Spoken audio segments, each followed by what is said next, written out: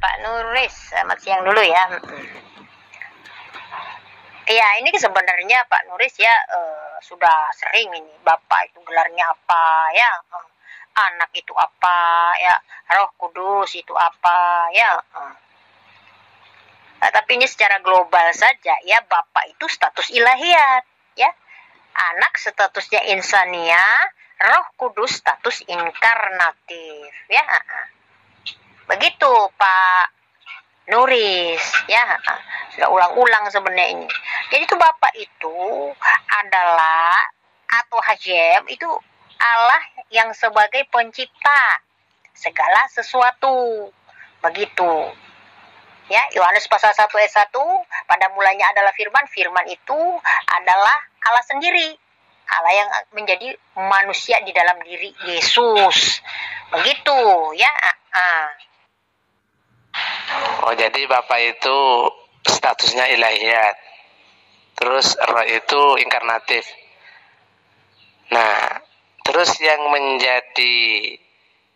berinkarnasi itu rohnya apa bapaknya? Jadi Bapak itu tetaplah Bapak. Sedangkan yang berinkarnasi itu rohnya gitu ya. Nah, sedangkan Yesus itu adalah jelmaan roh gitu, tapi bukan jelmaan Bapak, jelmaan roh gitu ya. Terus kenapa Yesus berkata hidup yang kekal itu mengenal Allah satu-satunya Tuhan dan mengenal Yesus itu Tuhan? Artinya Yesus itu mengakui dirinya itu utusan. Ya kan? Ya, Pak Nuris, pada mulanya adalah firman, itu Yohanes pasal 1 ayat 1. Firman itu bersama-sama dengan Allah. Nah, firman itu adalah Allah. Nah, firman itu yang sudah menjadi manusia, ya kan? Nah, di dalam diri Yesus. Begitu, ya. Jadi, Allah itu adalah Bapa. Bapa itu adalah yang sudah berinkarnasi di dalam diri Yesus. Sementara ya 1 Yohanes 5 ayat 7 ya, saya berbicara pada fakta Bible Pak, ayat-ayat Bible, bukan dari asumsi saya. 1 Yohanes 5 ayat 7, Bapa, Firman dan Roh Kudus itu 3 tetapi dicatat 1. Gitu Pak. Begitu Bu ya. Kalau berbicara tentang Yohanes 1 ayat 1 itu kan kalau diterjemahkan seperti ini. Pada mulanya ada yang berfirman. Dan yang berfirman itu Allah. Bukan Yesus. Kan gitu Ibu.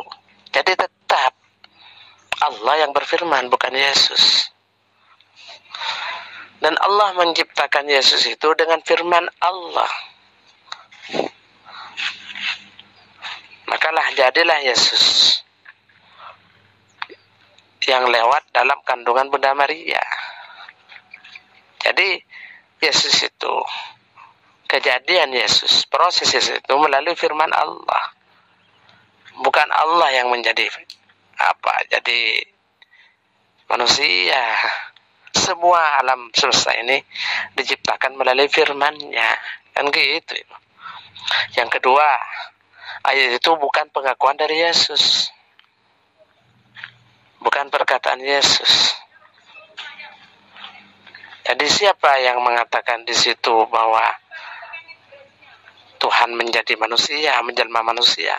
Jadi kami harus ya berpegangan kepada firman, ya, kepada Bible. Ya, apa yang dicatat Bible itulah yang kami harus imani dan kami harus ikuti. Ya, kami tidak bisa berpendapat sendiri seperti kayak Pak Nuris. Dalam Kejadian pasal 1 itu, dalam penciptaan dunia ini, ya Allah itu berfirmanlah Allah jadilah terang, berfirmanlah Allah jadi cakrawala dan seterusnya. Tetapi dalam proses Yesus ini ya menjadi manusia dalam diri Yesus ini Allah tidak berfirman. Di situ dikatakan ya, ini firman itu yang menjadi manusia. Jadi Allah itu yang memang berinkarnasi jadi Yesus, begitu ya. Kami harus ikutin Bible ya. Kami tidak berpendapat sendiri karena Bible mencatat seperti itu ya. Kami harus ikutin begitu. Tidak boleh kami berpendapat sendiri. Ini kami sangat dilarang keras. Apa yang dicatat Bible itulah yang kami harus imani, itulah yang kami harus percaya. Sebab kalau kami tidak percaya hukuman, kami sudah berada di bawah hukuman bahkan. Ini ya. Betul, Ibu. Yesus itu mengakui Sang Mesias. Sang Mesias itu kan artinya yang diurapi. Bisa saja dia utusan, bisa saja dia raja, kan gitu. Yohanes pasal 14 ya. Ini ada beberapa ya. Jawab perempuan itu kepadanya, aku tahu bahwa Mesias akan datang yang disebut juga Kristus. Apabila ia datang, ia akan memberitakan segala sesuatu kepada kami. Lalu kata Yesus kepadanya, ya, akulah dia. Ini Yesus yang sudah mengaku bahwa dialah Kristus, Mesias yang disebut Kristus, ya. Nah, itu kata Yesus kepadanya, ayat yang ke-26. Kata Yesus kepadanya, akulah dia yang sedang berkata-kata dengan engkau. Itu ya berbicara dengan perempuan Samaria. Kemudian dalam Yohanes lagi pasal 9 di situ, setelah dia menyembuhkan orang buta itu, ya, Yesus mendengar bahwa ia telah diusir keluar dan mereka kemudian bertemu dengan dia dan berkata, percayakah engkau kepada anak manusia? Nah, ini jawabnya orang buta yang sudah disembuhkan. Siapakah dia? Tuhan, supaya aku percaya kepadanya. Kata Yesus kepadanya, engkau bukan saja melihat dia, tetapi dia yang sedang berkata-kata dengan engkau, dialah itu. Nih Yesus sudah secara tidak langsung dia sudah mengakui bahwa dirinya itu adalah Tuhan. Sang Mesias itu kan artinya yang diurapi. Bisa saja dia utusan, bisa saja dia raja, kan gitu. Tapi bukan Tuhan. Dan dia sudah mengakui ditempeli dengan anak manusia.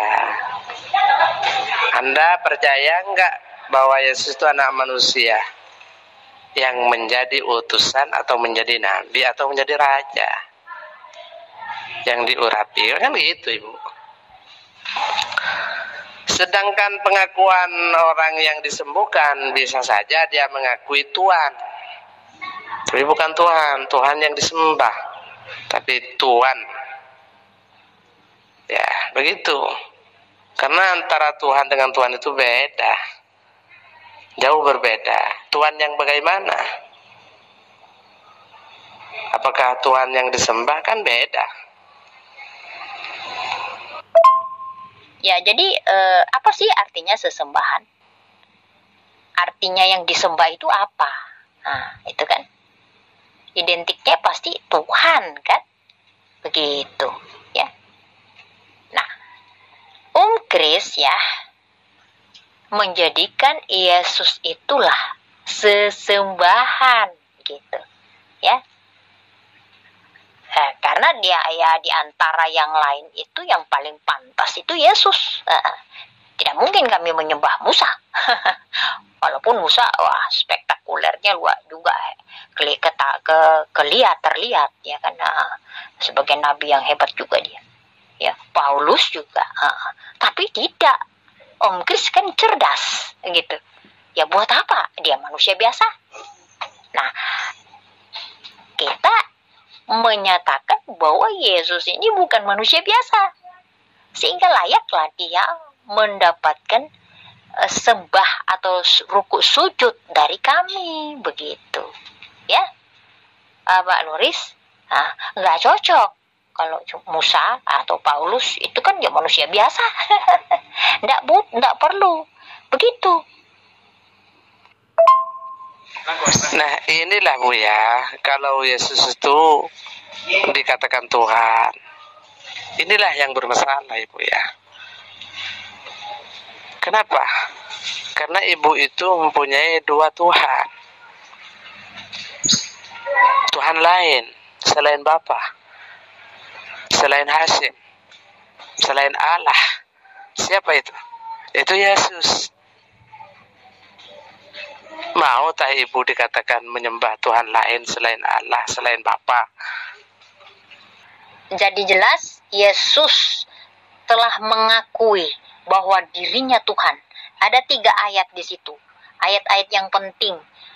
Bahwa dia mengakui bahwa dialah itu adalah Mesias yang dijanjikan yang akan datang ke dunia dan disebut Kristus. Ya, jadi jelas di sini ya. Nggak bisa menolak atau meniadakan. Ya, Yesus sudah mengakuinya bahwa dialah Mesias, anak Allah yang hidup itu. Mesias yang terpuji tadi dikatakan. Ya. Oke. Sip. Yang mempunyai gelar terpuji dipuji itu kan bukan hanya Tuhan, Ibu. Raja pun juga terpuji, dipuji, disanjung. Nabi pun juga dipuji, disanjung. Itu pujian-pujian. Bisa saja kepada nabi, rasul, atau raja. Itu siapapun bisa memiliki sifat yang dipuji, terpuji. Tapi kalau Tuhan itu tidak ada yang lain, hanya satu yang disembah. Hanya satu. Yaitu Allah Subhanahu wa ta'ala. Kalau kata Musa disebut dengan Yahweh, Huwallah, atau dengan panggilan Hasyim. Kalau Isa atau Yesus juga memanggilnya dengan Allah atau dengan sebutan Bapa. Itu yang mempunyai gelar Tuhan satu. Tidak ada yang lain.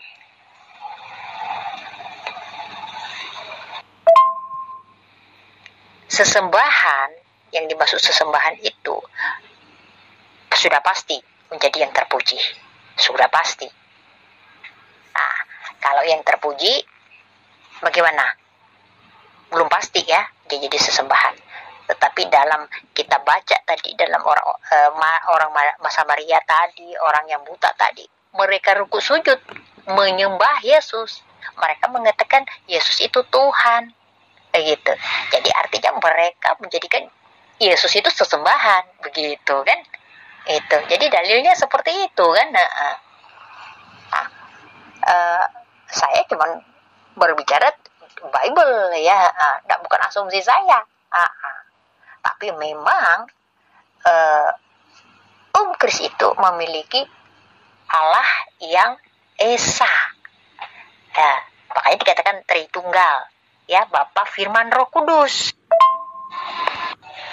Alangkah lebih terselamatnya Ibu mengatakan bahwa Tuhan itu Esa, satu, tunggal. Ya, tidak terbuat dari apa-apa, tidak seperti apa-apa. Kan sudah dijelaskan di dalam kitab Ibu bahwa Tuhan itu bukanlah manusia. Dengan siapa Tuhan itu disamakan? Kan gitu, Ibu. Artinya lebih bagus satu ya satu aja ya. Tidak ada separuhnya, tidak ada duanya. Tidak terbentuk dari apa? Dari materi, dari roh dan semacamnya. Allah itu tidaklah sama dengan ciptaannya. Begitu, Ibu, lebih terselamatkan. Sesuai dengan apa yang dikatakan Yesus.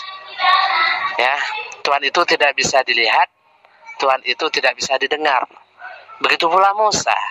Tuhan itu tidak bisa dilihat, tidak bisa didengar. Jadi kalau ada Tuhan berbentuk manusia, yaitu bukan perkataan Yesus, bukan perkataan Musa. Begitu.